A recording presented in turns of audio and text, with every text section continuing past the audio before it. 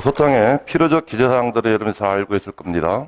먼저 표제를 먼저 씁니다. 표제는 소장이라고 씁니다. 그 다음에 당사자, 그 다음 당사자를 써야 되고요. 그러나 당사자를 쓸 때는 당사자 주의 표시, 원고인지 피고인지 이거를 씁니다. 그리고 원고의 경우는 그 사람의 성명과 주소, 주민등록번호, 인적사항을 기재하고요. 그 다음 쓰는 것이 이제 사건명이에요. 사건명은 일반적으로 어떤 청구의소라고 끝을 하도록 줬습니다.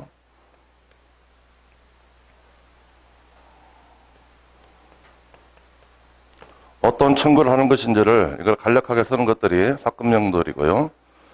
그 다음 쓰는 것은 이제 청구 취지 부분들이에요.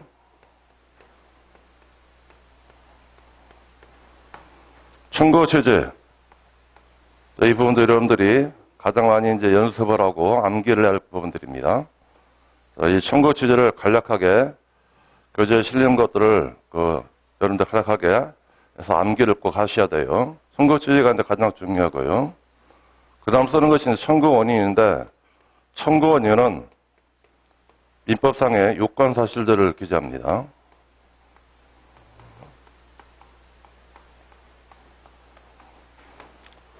요건 사실들이 있죠. 요건 사실. 특히 권리 발생 근거 사실이 있으면은 권리 발생에 하는 사실들을 구체적으로 기재합니다. 사실관계에는 요건 사실이 꼭 주어지게 돼 있어요. 그런 요건 사실을 딱 찾아가지고 간략하게 쓰는 것들이 이제 청구 원인 부분들이고, 그 다음에 어떤 서류를 제출하는지 있죠. 제출 첨부 서류가 있습니다. 그리고 어떤 걸 입증할 것인지 입증 방법들이 있어요. 또는 첨부 서류 이런 것들을 기재를 하고, 그리고 제출한 사람의 제출자와 제출자가 기명단에 또 서명하고, 마지막으로 법명칭을 기재하는 것들입니다. 이게 일반적으로 소장에 기재할 사항들인데요. 우리 시험에서는 소장의 오른쪽 부분에다가 속가를 한정하고 그에 따라 인지태를 납부하시오 이렇게 합니다. 속가 한정해서 인지 잡혀야 되는데, 그리고 여러분들이 사실관계를 읽을 때 가장 먼저 파악할 부분들이 먼저 당사자가 누구인지를 꼭 찾아놔야 되고요. 주로 원고는 주어집니다. 누구를 위해서 가장 유일한 내용의 소장을 작성하시오 그렇게 원고가 주어져요. 그러면은 피고가 누구인지를 먼저 찾고하고요. 사건명이 어떤 것인지를 찾으시면 돼요. 이런 사건명이 나오게 되면은 그에 따라서 속가를 한정할 수가 있습니다. 속가를 한정하면은 인지법 2조를 보고 인지값이 얼마인지 그걸 미리 계산하면 돼요. 사실관계에서는 사건명 외에도 그다음에 거기에는 반드시 요건사실이라는 것들이 거기 기재가 이루어집니다. 요건사실을 하나씩 기억해서 이거를 청구 원인을 쓸 때 이거를 참작을 해야 되고요. 사건명이 파악되면은 청구 취지가 간략하게 써줄 수가 있습니다. 그리고 소장을 작성할 때는 초안에서 쓸 부분들이 여기 청구 취지는 반드시 초안에다가 이걸 미리 작성을 해봐야 돼요.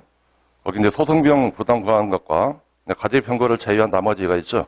주된 청구 취지. 그 다음에 이 사건은 요건사실이 어떤 것이다. 요건사실 부분들을 간략하게 요건사실의 목차가 있습니다. 목차 부분만 빨리 쓴 다음에 그리고 바로 답안을 작성하는 그런 습관을 가르셔야 돼요.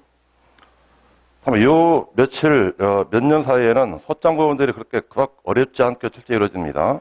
굉장히 난이도가 예전보다 비해가지고 쉽게 출제되는 경향들이 있어요. 그리고 그 경향이 계속적으로 유지되려는 법은 없습니다. 공부할 때는 일단은 심도 있게 공부하는 것이 가장 바람직한 태도가 될 겁니다. 자, 제 교재 내용 볼게요.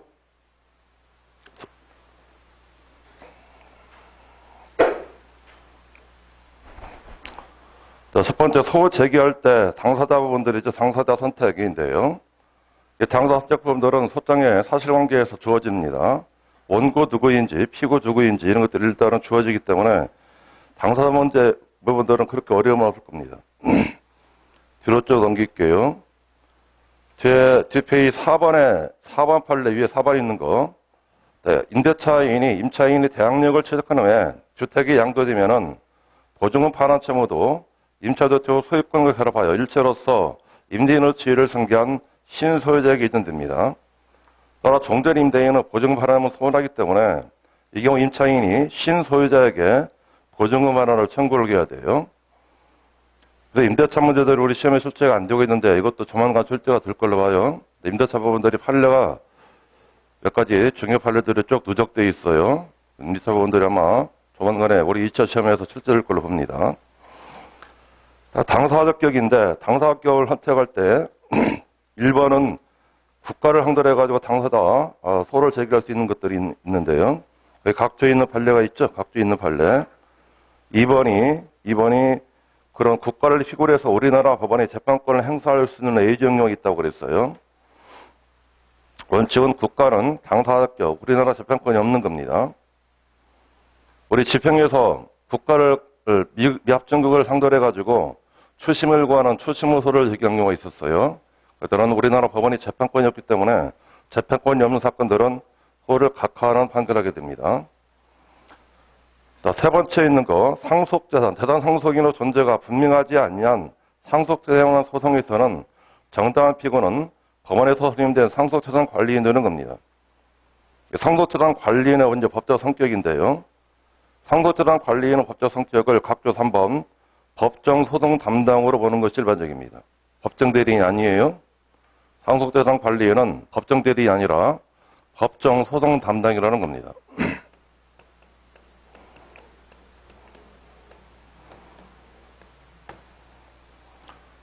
법정 대리인은 당사자격이 없는 자가 돼요. 그럼 법정 소송 담당은 당사자격이 있는 자가 됩니다. 소송의 당사자가 되느냐는 건 원고 피고가 될 수 있는 그 지위에 있느냐, 그게 당사자격 문제들이에요. 자, 사립학교인데 우리 학교 경우에는 법인이 아니면은 민사소송에서 그 당사자격이 없습니다. 그리고 세 번째 있는 거 채권 압류 추심이 있으면은 이행호소는 추심 채권을 제정할 수 있습니다. 이게 법정 소송 담당에서 우리 말하는 가름형에 해당하는 것들이에요. 가름형들은 추심호소 제기할 때는 추심 채권 제기할 수 있고 종전 채무자는 채무자는 그런 이행 소송을 제기할 당사자격을 상실하게 되는 겁니다. 그러나 채권자가 그 추심 명령을 받은 채권자가 추심권을 포기했다든지 또는 압류 자체를 취하면은 일단은 원래의 채권자인 채무자가 그 이행 소송을 제기할 수 있는 당사자격을 다시 회복합니다. 옆에 이제 4번인 거 밑에 왼쪽에 있는 각주 5번 판례 이것도 유명한 판례가 돼요. 가압류의 채권 양도가 있는 경우죠. 가압류의 채권 양도가 있는 경우.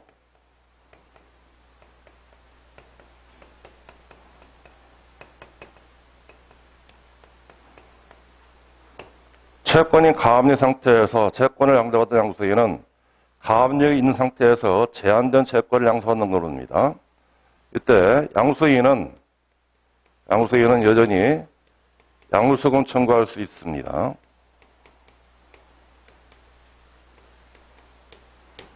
양수금 청구할 수 있고요. 가압류의 채권 양도는 기본적으로 이거를 유효성을 인정한다고 그랬어요.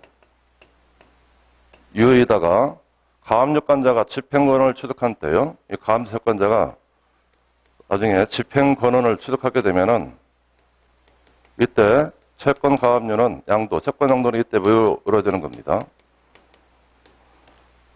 가압류의 채권 양도예요. 일반적으로 채권에는 가압류가 있더라도 이는 가압류 채무자가 재단 채무로부터 현실로 급부를 추심하는 것을 금지하는 것이므로 가압류 채무자는 재단 채무를 상대로 그 이행을 구하는 소송을 제기할 수 있다는 겁니다. 이때 법원은 가압류가 되어 있음을 이유로 이를 배척할 수 없는 것이며 채권 양도는 동일성 유지하면서 그대로 이행시킨다고 그랬어요. 따라서 옆에 각각 세 번째 드리는 거 가압류 채권도 양도하는 데는 아무런 제한이 없다는 겁니다. 그러다가 그 옆에다 하나 쓰십시오. 가압류 채권 양도가 무효로 되는 시점이 어느 때이냐. 판례는 가압류 채권자가 집행권을 취득한 때 그때의 사건 양도가 이때 무이루어지는 걸 봅니다. 5페이지 4번은 합의적 일부가 사망한 경우에요. 합의자 사이에 특별한 확정이 없는 한 사망한 합의자와 지번은 나머지 합의자에게 구속될 뿐 상속되는 건 아닙니다. 5번에 있는 거는 보시고요. 밑에 6번 판례 총유재란 소송은 권리 능력 없는 사단 명의를 하거나 또는 구성원 전원이 장사가 되어서 할 뿐이고 그때 구성원 전원이 장사할 경우에는 이거는 필수적 공동성이 되는 겁니다. 뒤에 7번도 마찬가지죠. 조합자세로서 저당권을 합의 또는 준합의하는 경우에 그 조합자세만 소는 반드시 필수적 공성이 되는 겁니다. 그리고 조합원 전원이 장사가 돼야 돼요. 옆에 필수적 공성이 되는 경우 이거는 연결에 참작을 하시고요. 요 뒤로 넘길게요. 자, 8페이지에 당사자 능력 문제인데 당사 능력은 법인화인 사단, 재단의 경우입니다. 법인화인 사단의 경우는 인소법에 의해 가지고 대표자나 관리인이 있으면은 소송에서 당사 능력을 긍정을 합니다. 이때 비법인 사단하고 조합을 구별하는 판례가 각주에 있는 15번 판례가 돼요. 이것도 기본적인 판례 중에 하나예요. 소송에서 암기할 판례. 비법인 사단과 조합을 어떻게 구별하느냐. 판례는 단체성의 강약으로 판단한다고 했죠. 각주 15번에 두 번째 드리는 거. 단체성의 강약을 기준으로 판단해야 되는데 이때 어느 단체가 첫 번째 조직을 갖추고 있어야 돼요. 조직이 있다는 것은 대표기관과 의사결정기관 이런 것들이 있어야 된다는 겁니다. 조직을 갖추고 있고 그리고 조직이 다수결에서 운영되고 구성원의 가입이나 설치 등으로 그 조직이 영향을 받지 않고 존속할 수 있어야 되고 그리고 단체로서 재반 규정이 확정되어 있으면은 그 단체는 비법인 사단 재단을 보는 겁니다. 각종 시험 판례 암기할 때는 이거는 두 번째로 암기하시면 돼요. 이거를 쪼다가 학 그렇게 암기하시면 됩니다. 어느 단체가 첫 번째 조직을 갖추고 있어야 돼요. 조직을 갖추고 있다는 것은 그 의사결정기관이나 업무집행기관이 있어야 되는 겁니다. 각종 시험 판례 8페이지에서 밑에 5번째 줄, 6번째 줄 어느 단체가 고유 목적을 가지고 사단과 함께할 가자는 규약을 만들어서 이에 근거하여 의사결정기관과 집행기관인 대표자를 두는 등의 조직을 갖추고 있고 첫 번째가 조직을 갖추고 있어야 돼요. 그런 조직을 갖추고 있다는 것은 업무집행조합이나 기관이나 또는 의사결정기관이 있어야 됩니다. 그리고 두 번째, 그 기관의 의결이나 업무집행 방법이 다수결에 의하여 행해지고 여기죠? 이게 다수결로 운영이 되어야 된다는 겁니다. 그리고 구성원의 가입이나 탈퇴 등으로 인하여 그런 변경에 관계없이 단체 자체가 존속될 수 있어야 돼요. 구성원의 가입, 탈퇴 등이죠. 가입, 탈퇴 등으로 영향을 받지 않고 존속할 수 있어야 되고 그리고 이런 단체로서 주요 사항이 확정되어 있는 경우 그러면은 비법인 사단으로서 실체를 갖는다는 겁니다. 민법상 조합과 비법인 사단을 구별하는 기준을 제시한 판례가 각조 15번 판례입니다.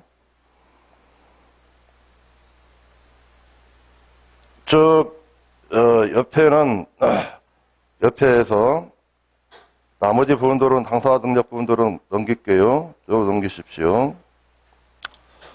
관할 문제는 소송에서 관할 문제는 소장에서는 관할이 비교적 쉽게 정해집니다. 관할은 그렇게 큰 염려 줄 건 없을 거예요. 자, 기재사항으로 넘어갈게요. 소장 기재사항은 첫 번째 표제인데 표제는 소장이라고 기재합니다. 반소의 경우는 반소장, 항소이면 항소장 그렇게 기재하면 돼요. 원래 우리 시험은 민사 1심 사건만 출제되기 때문에 반소장, 항소장을 쓸 거는 없을 겁니다. 두 번째 당사 표시할 때는 마지막 줄에 있는 거 당사자 지위 표시죠. 지위 표시. 원고인지 피고인지 지위 표시하고 당사자 성명 등 명기 표시입니다. 주소 표시. 대리인 있으면 대리인의 표시, 대표자 표시 네 부분으로 당사자를 표시하는 겁니다. 지위 표시, 통상한 경우는 원고 피고라고 쓴다고 그랬어요. 독립당사 참가인은 원고 피고 다음에 독립당사 참가인이라고 표시하게 돼요. 만일 당사자가 여럿이면은 원고를 한 번만 쓰고 그 다음에는 1년번호를 기재합니다. 자, 14페이지 기재례가 있어요. 14페이지 기재례. 원고가 여럿이다 그러면은 제일 위에 원고 한 번만 쓰고 나머지는 1년번호를 기재하는 겁니다. 선정 당사의 경우에는 원고 그 사람의 이름을 쓰고 그 뒤에다가 선정 당사자 이렇게 표시하게 됩니다. 그 원고 선정 당사자 형식으로 선정 당사자를 표시를 가로 안에 변경할 겁니다. 변경하고 소장 말미에는 반드시 선정자 명령을 작성해서 첨부를 해줘야 돼요. 이때 선정자 명단에는 선정자 당사자도 포함시키는 것이 실무됩니다. 소송에서 선정행위 성정이죠. 선정행위.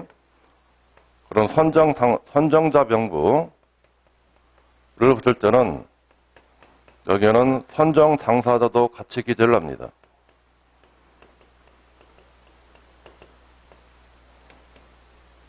두 가지를 모두 기재하게 돼요.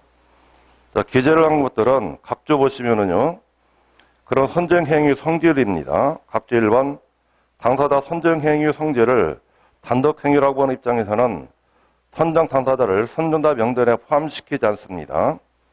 그러나 합동행위로 보게 되면은 선정 당사자를 선정자 명단에 포함시켜주는 겁니다. 선정 당사자 할 때 선정행위 성질을 우리 실무에서는 이거를 합동행위로 보는 겁니다.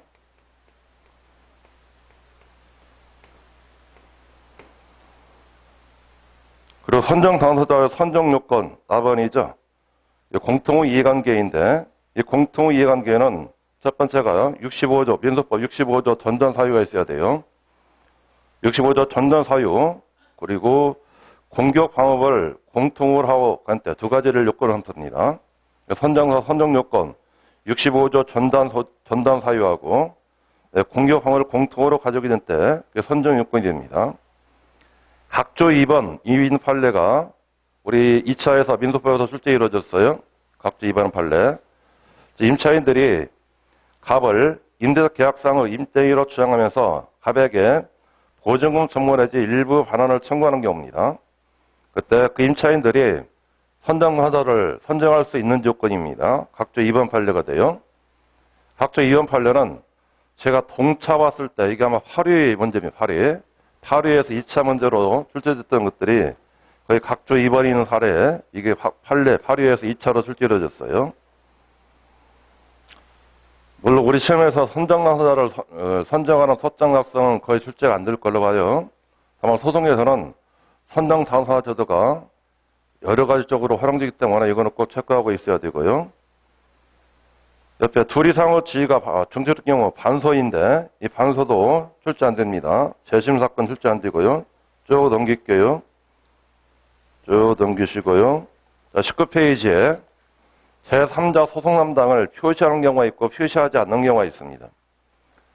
우리 제3자 소송 담당 경우는 그게 두 가지로 나눴죠. 두 가지. 첫 번째가 이제 법정 소송 담당이 있고 임의적 소송 담당이 있습니다.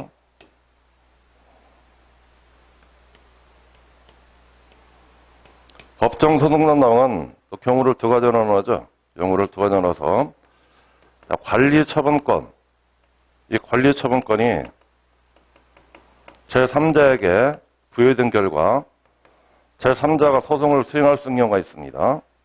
관리처분권이 제3자에게 부여된 결과 제3자가 소송을 수행할 수 있는 경우가 있고 또 두 번째는 직무상 당사자가 있습니다.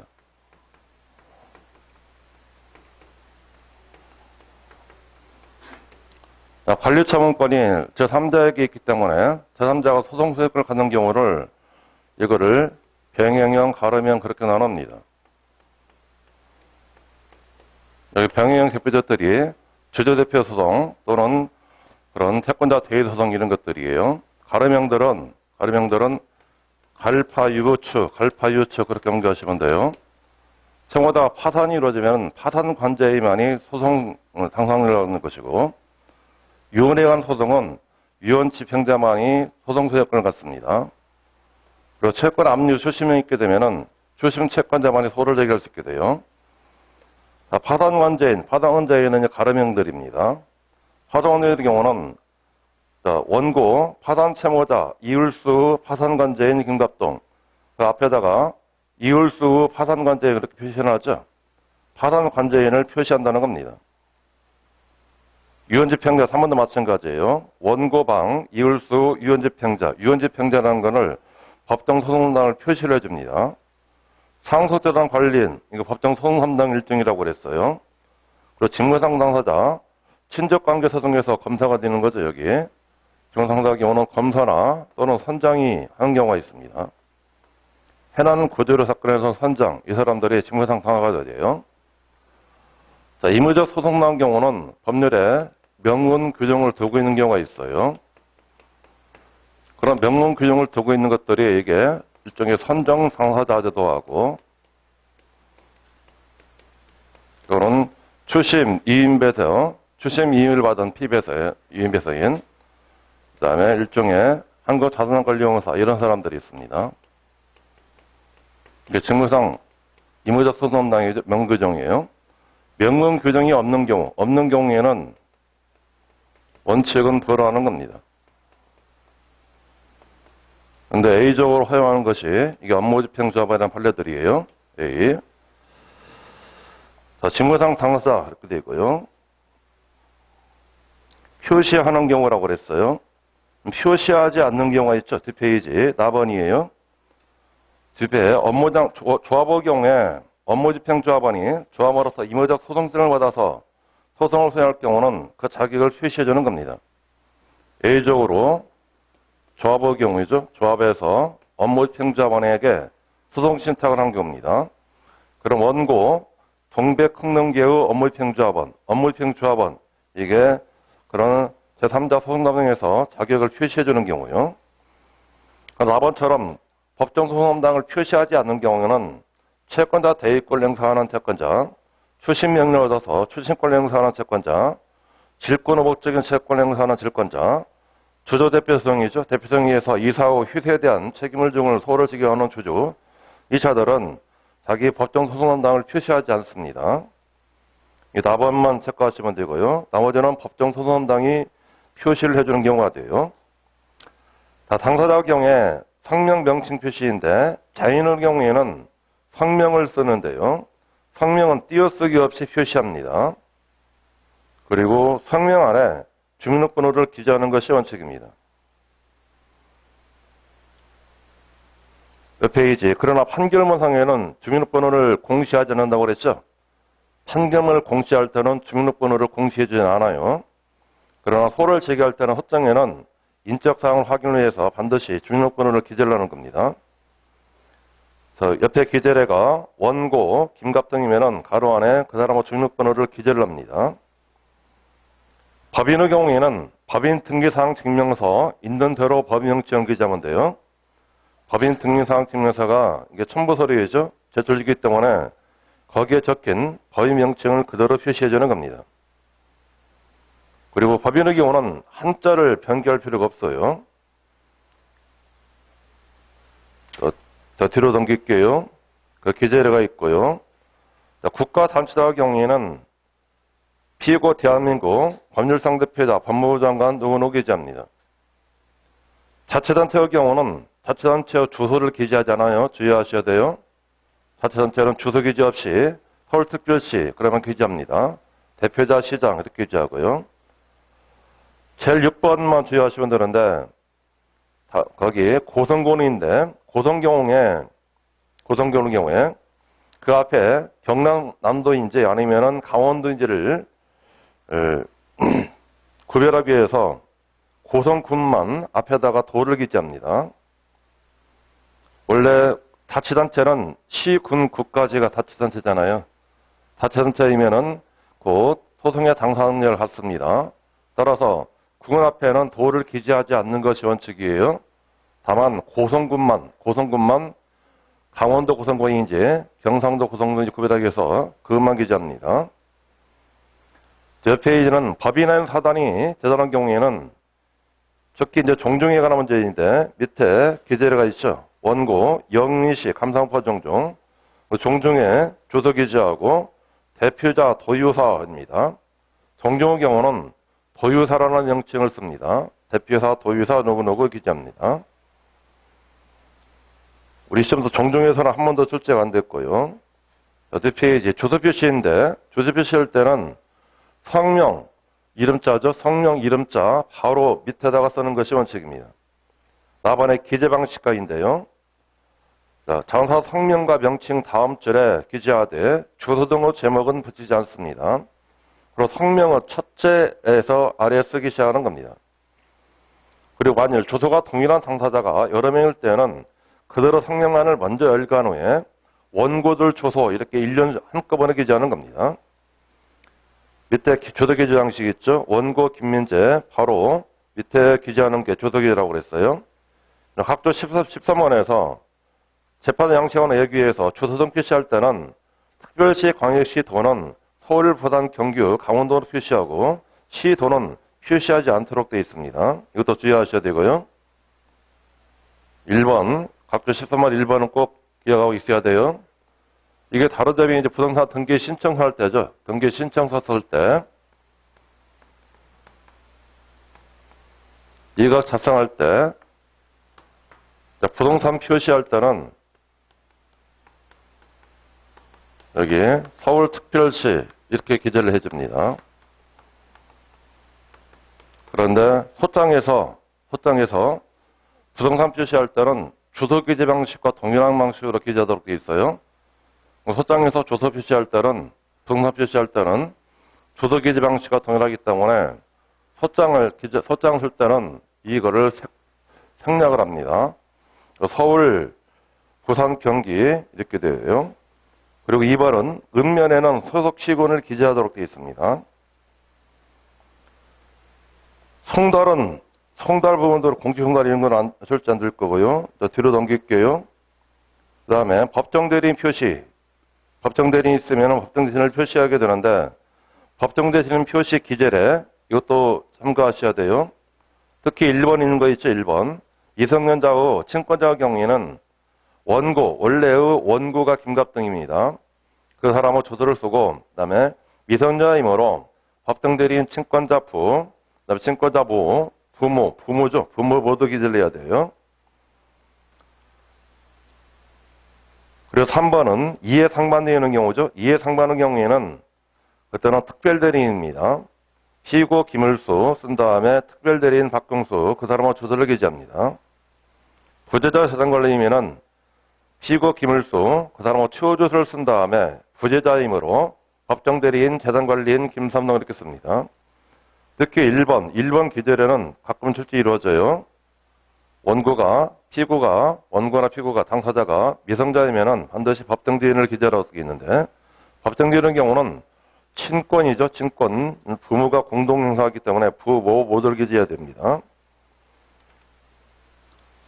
뒤에 28페이지 나발은 법인 등의 대표자 표시인데요. 법인 등의 대표자 표시일 경우에는 거기 2번에서 실무에서는 상법상 휴사의 기관 중에서 대표이사나 대표사원처럼 법인 등기부에 대표라는 문헌이 포함된 대표기관의 경우에는 따로 대표자라는 표시를 하지 아니한 채 그 직명을 기재하는 겁니다. 그 경우는 두 가지 표시를 함께 병기하는 것이 관리가 돼요. 대표이사, 대표사원만 중복 기재하지 않습니다. 거기 기재례 1번과 4번은 체크하시면 돼요. 기재 1번이 주식회사이면 대표이사가 있을 겁니다. 대표이사만 기재하고 들어있고요. 그리고 4번은 한 명이사이면 대표자이죠. 대표자 업무집행조합원 중첩기재합니다. 대표자 업무집행조합원은 이렇게 중첩기재하게 돼요.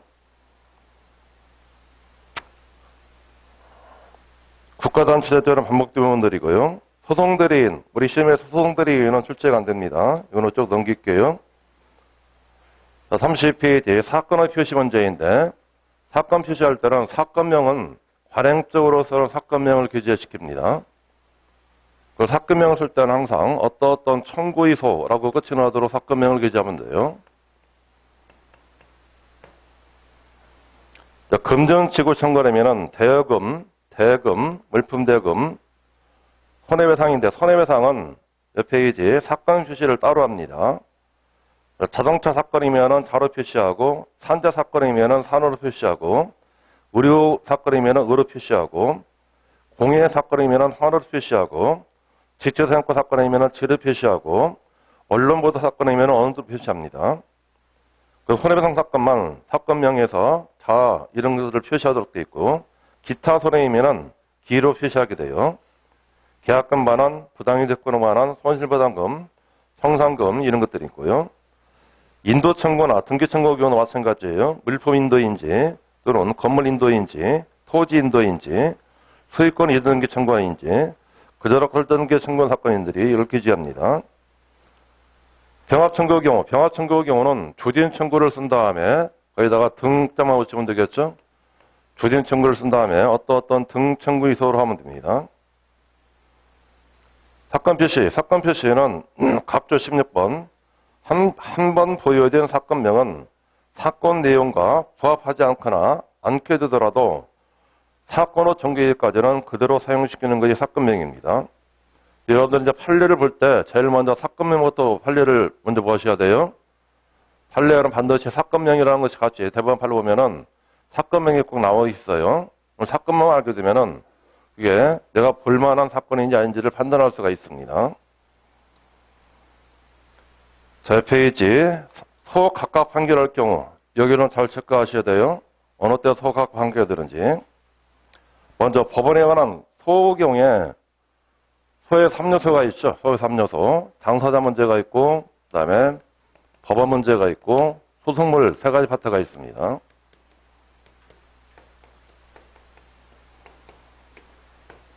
먼저 법원에 관한 소송 요건인데 우리나라 법원이 재판권 행사할 수 없는 사건은 소를 각하시켜주는 겁니다. 그러나 관할이 없는 경우가 있죠. 관할이 없는 경우는 이송시킨다고 했어요. 다만 관할 위반의 경우에 이송하지 않고 소를 각하하는 경우는 지급명령 사건들이에요. 지급명령 경우에는 관할 위반의 지급명령은 이송하지 않고 소를 각하를 합니다. 법원은 관할은 소송 요건이긴 하지만은 그러나 관할 위반은 소각 판결 사유가 아니고 원칙은 결정으로 이송 결정하게 되는 겁니다. 당사한 요건은 흠의인데 당사가 실제인이 아니거나 당사 능력이 없는 때예요. 마지막에 있는 거 자기가 자기를 상대로 제기하는 소는 각하하는 겁니다. 당사 합격이 없는 때는 각하해야 되는데 이행의소 당사 합격은 원칙 자기가 이행청구권임을 주장하는 자가 원고역기를 가지고 그로부터 이행의무자로 지정된 자가 피고역기를 갖습니다. 결국 이행의소 당사 합격에서는 원고 주장대태로 당사자가 판결한다는 겁니다. 따라서 원고 피고가 실제로 이행청구권자이거나 이행의무자임을 요하지 않습니다. 이거는 본안에서 판단한 사항이라고 그랬죠. 본안에서 판단해가지고 이행청구권이 없으면은 본안에서 청구를 기하시켜주는 겁니다.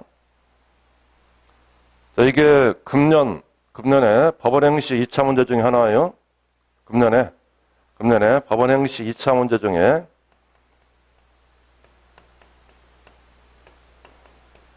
소송권 문제 중에서 이게 20점짜리 출제된 겁니다. 20점짜리. 이행의소 당사업계에 관해서 설명하시오. 이게 20점짜리 문제예요. 금년의 법원행시 문제입니다. 이걸 써라는 얘기예요. 이행의소 당사자격 이거 별표하시고 보셔야 돼요. 소송에서 여러분들이 간과하기 쉬운 부분들이에요. 금년의 법원행시 민소법 2차 20점짜리 문제 중에 이행의소 당사자격에 관해 설명하시오 이렇게 출제된 겁니다. 이걸 써라는 얘기들이에요. 따라서 이행청구권의 문제는 본안에서 심리 판단한다고 그랬죠. 본안에서 심리 판단한 다음에 결국은 이행청구권이 없으면 청구를 기하시켜주는 겁니다. 네, A가 있는데 A는 첫 번째 소송구성의 관리권이 이전는 경우가 있어요. 가름형이죠. 가름형. 대표적으로 채권에 압류 침입하게 되면은 지자문죄에 대한 이행소는 추심 채권자가 될 수 있고 채권자는 피함채권이나 이행소송을 제기할 당사자격을 상실하게 되는 겁니다. 그리고 두 번째가 중요하게 돼요. 등기의무자나 등기상 이해관계에 있는 제3자를 아닌 자를 상대로 한 등기말소 청구 이거는 당사기 없는 자를 상대로 하기 때문에 각하시켜주는 겁니다. 각조 4번에 있는 거 이거 발표하시고 체크하셔야 되고요. 자, 그저당권이 이전이 되면은 그저당권 설정자가 양도인을 상대로 말소를 거는 경우는 피고적격 흥결로 소를 각하시는 겁니다. 그럴 때는 양수인을 상대로 주등기 말소를 해야 된다고 그랬어요. 2번도 마찬가지. 말소 위법을 구할 경우에는 항상 말소 당시의 소유자를 상대로 해야 돼요. 만일 그렇지 않고 현재의 소유를 상대로 소를 제기하면 각하시켜주는 겁니다. 3번도 마찬가지. 사망한 합의자의 상속인을 포함하여 그 등기말소 청구하는 경우는 그 청구 부분은 각하시켜주는 겁니다. 네 번째, 가등기관의 본등기 외에 등기관의 직고로로 가등기와 격려된 제3자 명의 등기를 말소한 경우에 이자가 원소유를 상대로 말소 위법을 관한 소를 제기하면 그거는 각하하는 겁니다. 2번에 있는 각조 1번, 2번 두 가지는 꼭 체크하고 있어야 돼요. 그저당권 이전 경우에는 항상 양수인을 상대로 그 설정 등기, 주등기 말소를 거는 것이 원칙이라고 그랬어요. 그리고 말소 희복을 구할 때는 항상 누구 상대로?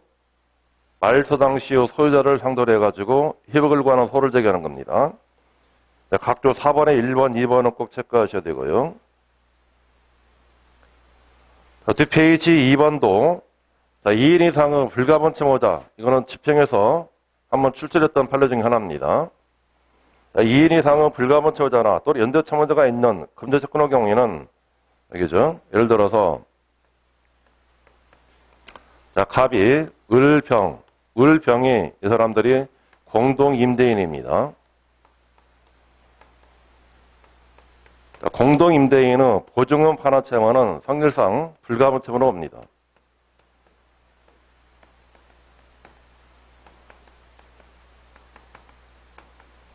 이자와 채권자가 채권에 관해서 압류 출시 명령을 하면서 제3채무자를 병으로만 기재했습니다. 그 문제예요. 이게 3번인데요. 그 불가분 채무자 중 1인을 제3채무자로 하여 채권 압류 출시 명령이 이루어지면은 그런 불가분 채무자에 대한 피함 채권에 관한 이행 소송은 추심 채권자일 수 있습니다. 그런데 제3채무자 아닌 다른 나머지 불가분 채무자에 관해서는 추심 채무자가 여전히 채권자로서 추심 권한을 갖기 때문에 나머지 불가분 채무자는 상대로 이행소를 청구할 수가 있습니다. 알겠죠? 제3채무자를 경험한 기재한 경우에는 이 사람을 상대로 해서는 이행소를 제기할 수 있다는 겁니다. 병을 상대로 한 이행소는 추심 채권을 할 수 있지만은 그러나 불가분 채무자 제3채무자를 아닌 나머지 불가분 채무자는 여전히 압류 채무자가 이행소를 제기할 수 있다는 겁니다.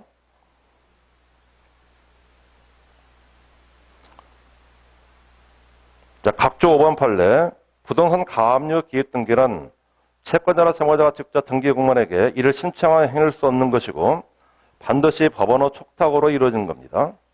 이와 같이 당사자가 신청할 수 없는 가압류 등기가 법원의 촉탁에 의해 말소된 경우가 있어요. 그때는 마찬가지로 그런 말소 희복을 구하는 소를 제기하면은 이것도 소의 이익이 없게 되는 겁니다. 확인의 소인데 확인의 소와 당사자격은 첫 번째 있는 거 확인의 이익을 가지는 자가 원고적격을 그 확인에 대해서 반대 이익을 가지는 자가 피고적격을 갖습니다. 판례는 휴사의 주주총의 결의나 이사의 결의 무효 확인 또는 무효 확인의 수에서 휴사만이 피고적격을 갖는다는 겁니다. 단체가 되는 거 단체예요. 종류도 마찬가지라고 그랬고요. 형성호소에서는 형성호소 법정주의라고 그랬죠. 형성호소 법정주의 때문에 형성호소에서는 각 근거 법률 자체에 원고적격자와 피고적격을 제법은 정해져 있습니다. 또 제도기간 이런 것들이 정해져 있어요. 네 번째, 고유 필수적 공동소송에서는 전원이 상사가 되어야 돼요. 전원이 공동으로 원고가 되거나 피고가 되지 않으면 부족한 소로 각하시켜주는 겁니다. 다만 민소법은 일정한 경우에는 그런 누락된 공동소송으로 추가를 허용을 합니다. 5번에서 제3자 소송 담당의 경우에 제3자에게 소송 담당의 자격 내지 권한이 없는 때에는 이것도 각하하게 돼요. 특히 채권자 대유성을 제기할 때 피의보전 채권이죠.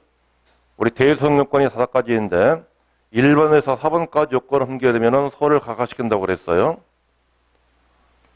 대유성 요건 5가지에서 1번, 4번 요건을 흠결하면 소를 각하하는 것이고 5번 요건 흠결하면 청구를 기각시켜주는 겁니다. 여기 이제 피의보전 권리죠. 피의보전 권리가 있어야 되고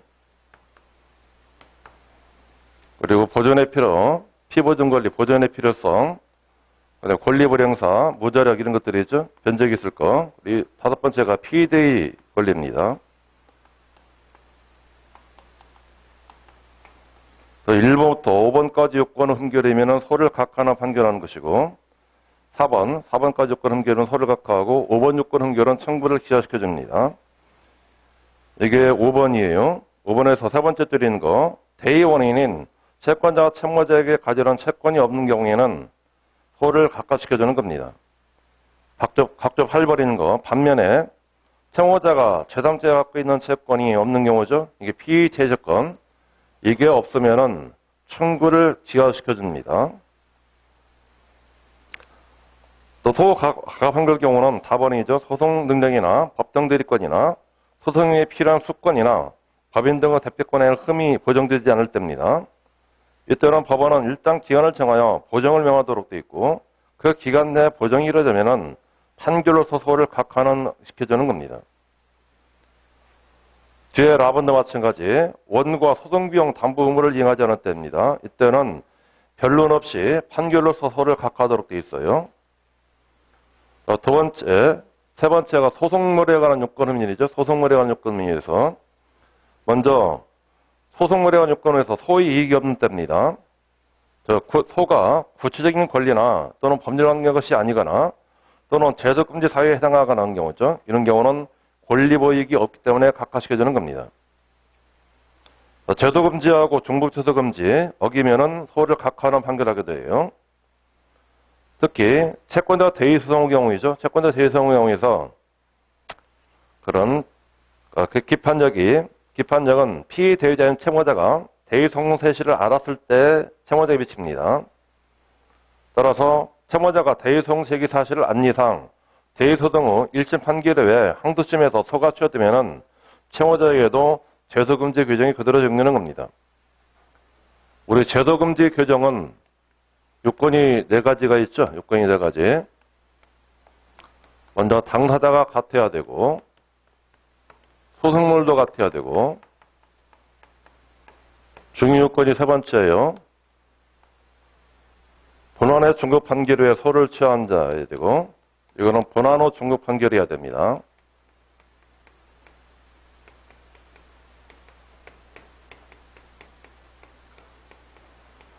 그리고 권리보호이익도 같은 경우죠. 권리보호이익이 동일한 경우.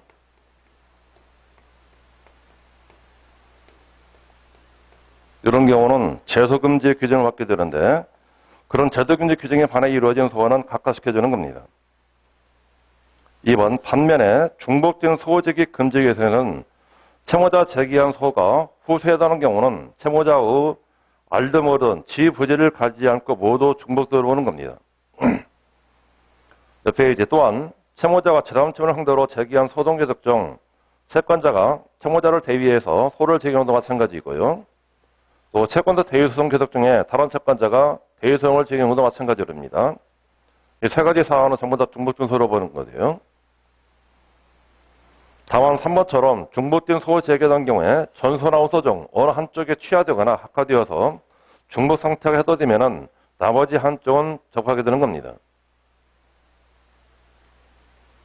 4번이 채무자가 제3채무를 상대로 제기한 이의고소가 법원에 계속되어 있는 경우에도 압력채권자는 추심을 넣어가지고 추심을 관한 소를 제기할 수 있는데 이때 추심채권자가 제기한 추심호소는 채무자가 제기한 소송과 관련해서 중복된 소로 보지 않습니다. 이게 추심명령 사건들이 앞으로 우리 시험에서 소송에서 출제가 될 가능성이 있어요. 작년에 추심명령 관련돼 가지고 몇 가지 중요 판례들이 쭉 나온 거가 있습니다. 그런 제가 나중에 요건사실을 할 때 그 정리해 드릴게요. 추심명령 소송에서. 지금 이런 문제들입니다. 즉, 채권자가 대의소송을 제기하고 있는데 대의소송 계속 중에 만일 추심권자가 추심호소를 제기하면은 이게 어떻게 되느냐 그런 문제들이 있습니다. 대의소송 계속 중에 추심호소 제기 이런 것들이에요. 또는 그러면 추심호소 계속 중에 다른 채권자가 또 추심호소를 제기하면은 이것도 어떻게 되느냐 이런 문제들이 중복된 소송인지 문제들입니다. 그 부분들이 한꺼번에 제가 요건사실을 추심명령 부분에 할 때 그 정리를 해줄 거예요. 요즘 추심명령 사건들이 민사소송에서 관련 봐가지고 작년에 새로 나온 판례들이 두 가지가 있어요. 그럼 나중에 정리를 해드릴 겁니다. 이 대의소송하고 채권자 추소송은 다르다고 그랬죠? 채권자 추소송의 경우는 중복된 소로 보지 않는 것이 판례라고 그랬어요. 자, 이번에 확정 판결의 기판력에 저촉되는 사건에 관한 판결 주문이 소각하인지 증거 기간제에 관한 것인데 기판자가 작용하는 부분들이죠. 작용입니다. 자, 본질에본에서 다수설과 판례는 모순 문제를 취하고 있는데 이해하면 뒷페이지 확정 판결이 원고 승소 판결의 경우에는 만일 동일 내용으로 제기된 신소는 이미 권리보호의 이익을 받았음에도 불구하고 다시 이를 구하는 것이기 때문에 권리보호 이익이 없어서 각하되는 겁니다. 승소 확정 판결을 받은 원고가 변론 연결 후에 목적으로 승계인을 상대로 하시는 것과 마찬가지입니다. 반대로 확정 판결이 원고 패소 판결의 경우에는 그 확정 판결과 모순되는 판단을 하여서는 구속력으로 인하여 동일 내용의 신소는 청구 기각 판결하는 겁니다. 기판적의 장려용어라고 그랬어요. 정되면은 전부 승소한 자가 또 같은 내용의 소를 제기하면은 그 자는 이미 충분하게 권리보호 이익을 받았기 때문에 후소는 권리보호 이익이 없어서 소를 각하시킨다고 그랬어요. 전부 패소한 자가 같은 내용의 소를 제기하면은 종전 판단과 모순되는 판단을 하지 못하는 구속력으로 인해서 다시 또 청구를 기하시키는 판결하는 겁니다. 4번 독립당사자 삼가 요건은 분리 이것도 마찬가지예요. 당사자 합격 문제이기 때문에 삼가 요건이 분리되는 소를 각하시켜주는 겁니다. 유형은 두 가지가 있죠. 권리적 참가가 있고 사회방지 참가가 있는데요. 이 권리적 참가는 본소 청구와 참가인의 청구가 참가인의 주장 자체에 의하여 양립할 수 없는 관계에 있을 때 허용되는 겁니다. 사회방지 참가 문제 있고요. 거기 4번 판례가 중요 판례 중에 하나라고 그랬어요. 4번 판례. 사행위 취소 후 상대적 효력에 의하면은 원고와 피고에 대한 청구 원인 행위가 사행해라는 이유로 원고에 관해서 사행위 취소를 청구하면서 독립당사 참가 신청하는 경우입니다. 이제 독립당사의 청구가 그대로 받아들여진다 하더라도 원고와 피고 사이의 본질 관계는 아무런 행위였고 따라서 그러한 참가 신청은 사회방지 참가 목적을 달성할 수 없기 때문에 부족하다는 겁니다. 이 4번 판례도 몇 년 전에 법원 행시에서 2차로 출제된 판례 중에 하나가 돼요. 4번 판례. 이 4번 판례 꼭 체크하셔야 돼요. 독립당사 참가 문제로서 법원 행시 2차에서 출제된 판례 중에 하나입니다. 자, 4번은 소장의 기재사항이나 인지행을 간과하고 소장이 송달린의 일을 발견한 경우가 있어요. 이거는 재판장은 소장 침사건에 관한 판례입니다.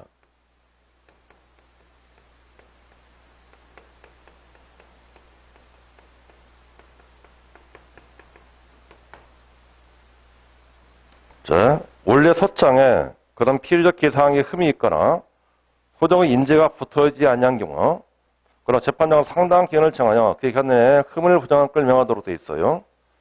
이때 보정에도 불구하고 원고가 흠을 보정하지 않으면 명령으로 소장을 각하하는 겁니다. 재판장 소송사건에서 이게 소장 각하 명령이에요.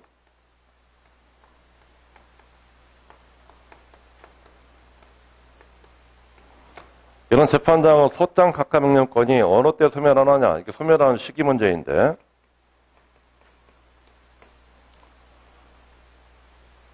그런데 소장 심사 단계에서 흠을 간과한 채 소장법원이 피고에게 송달리어 버린 때는 그래서 재판장은 소장 각하 명령권을 소멸하는 겁니다. 가로 안에 있는 거, 재판장은 소장 각하 명령권이 소멸하는 시기를 소장 송달치로 부르는 것이 통설이거든요. 소장이 송달린 이유. 소장 두 번 송달시죠. 소장 두 번이 송달이 이루어지면은 이 각하명령권은 없어진다는 겁니다. 그 후에는 각하를 판결, 소각하 판결을 해줘야 돼요.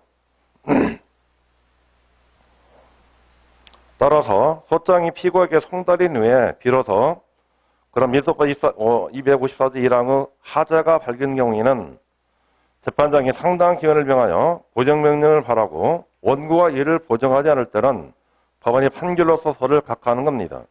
그 후에는 소장 각하명령권이 없기 때문에 이후에는 소 각하하는 판결 이유를 해야 된다는 겁니다. 재판장은 소장 해상권이 소멸된 후죠. 소장 각하명령권이 소멸된 후에는 소 각하 판결을 해야 되는 겁니다. 소 각하 판결할 경우 민소법에서 자족 절제가 이루어져요. 자족 절제 있는 거. 이거 크게 보면은 세 가지죠. 세 가지 요소들이에요. 법원과 그다음에 당사자와 소송물에 관한 부분들인데 당사의 경우는 당사 능력이 없는 때, 당사 적격이 없는 때 이런 것들이에요. 당사 능력이나 적격이 없는 때입니다. 당사 적격에서는 이행호소에서 당사 적격이 가장 중요하다고 그랬어요.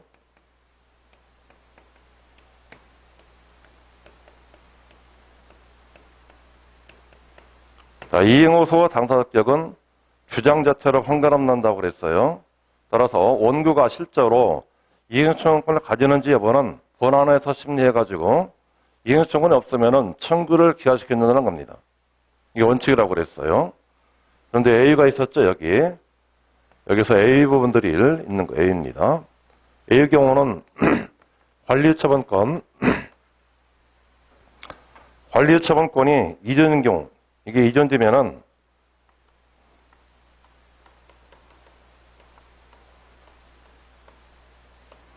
그 자만이 당사 능력을 적격을 하는 것이고, 중요한 두 번째가 있었죠.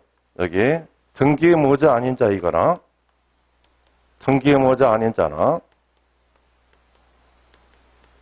이를 상대로 해가지고 어떤 소송을 말소송이죠. 말소나 이런 것들을 제기하는 겁니다. 또는 등기상 이해관계가 아닌 자에게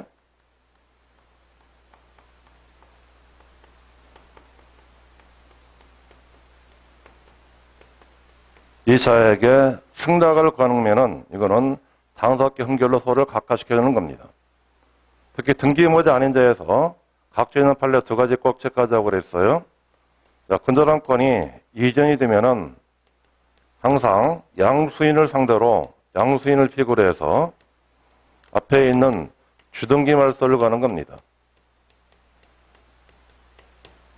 만일 양도인을 상대로 말소를 구하게 되면은 당사업격 흥결로 각하시킨다고 그랬고요. 두 번째가 말소, 회복을 구하는 소를 제기할 때는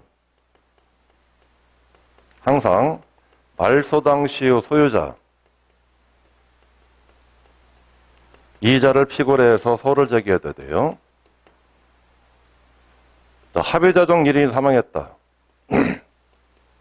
합의자 중 1인이 사망하면은 이 합의유치의무는 그자와 상속인에게 승계되지 않는다고 그랬어요. 이때 상속인을 상대로 해가지고 청구하는 경우가 있습니다. 흥결로 한다고 그랬고요. 그리고 네 번째가 가등기권자가 본능결 함으로써 이때 제3취득자가 소유권을 상실하게 됐어요. 상실했는데 이자가 다시 원소유자에게 말소 회복을 구하는 경우가 있어요.